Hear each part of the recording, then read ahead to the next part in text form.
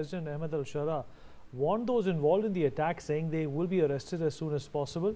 He also added, and I quote, "I salute President Macron's courage in continuing the visit as well." All right, Mr. Gunaratne, a lot's been said about Syria at this point in time. Is it an easy country that the world can assimilate with? Or do you think, considering the fact that there have been so many challenges related to security, terrorism, religion, all of these could perhaps be an impediment to the world, literally embracing Syria?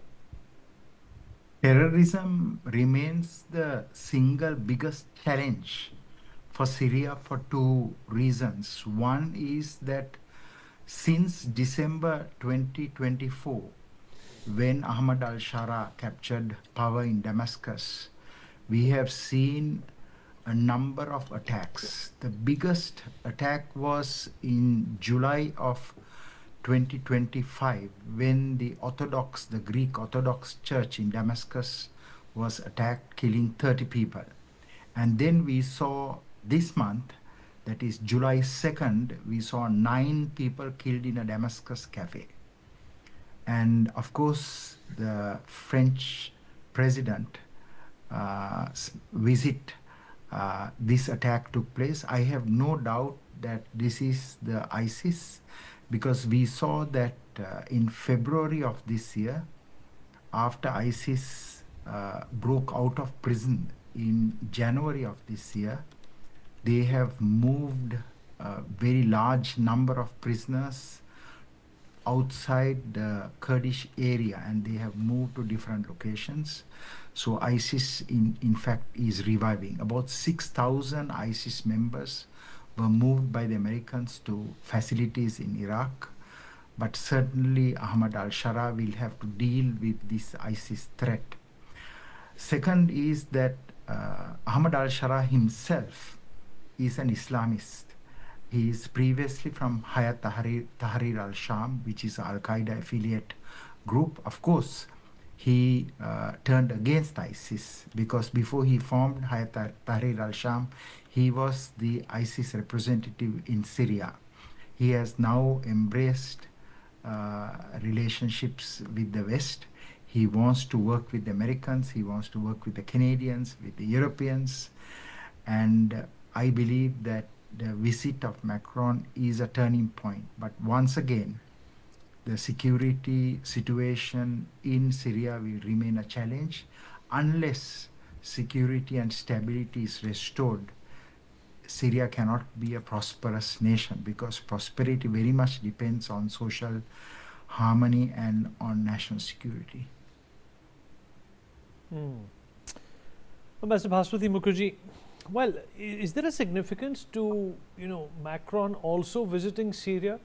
Currently he also has found himself facing a lot of backlash for the kind of immigrant policies that the French have adopted. Is that somehow tied to perhaps making Macron's political stock a little more volatile, if you catch my drift, ma'am?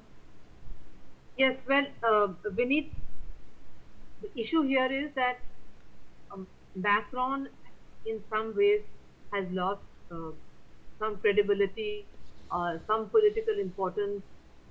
He's been criticized for the way he's dealt with Trump. They thought that he should be much more assertive as President of France, when initially the entire EU actually caved in along with the NATO Secretary General. So this visit to Syria, in my opinion, was also intended to give a strong signal that France has traditional areas of influence in the Middle East and in Africa. Those areas of influence have started waning.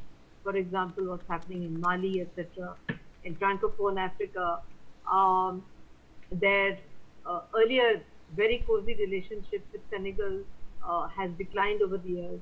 But in the Middle East, as far as Syria is concerned, they used to have earlier a working relationship with Bashar al-Assad's father. But somehow over the years, because of great power politics and the rivalries emanating from the Cold War, first Cold War 1.0, there was this whole business of the West trying to bring down the Assad regime. In the process, they destroyed Syrian heritage, culture, Syria's development, the fact that despite the dictatorship, women had equal rights under the Assad regime. They were Syria was developing. You had even Syrian women in the armed forces.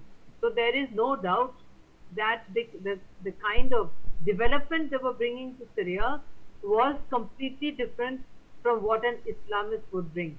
Now you have here a very interesting situation, as my co-panelist pointed out, that you have a person who represented the ISIS, who's turned his back on them, but he has a very troubled past, and there are people who want to take revenge. So the issue here also is, beneath, how long will Al-Sharaa last?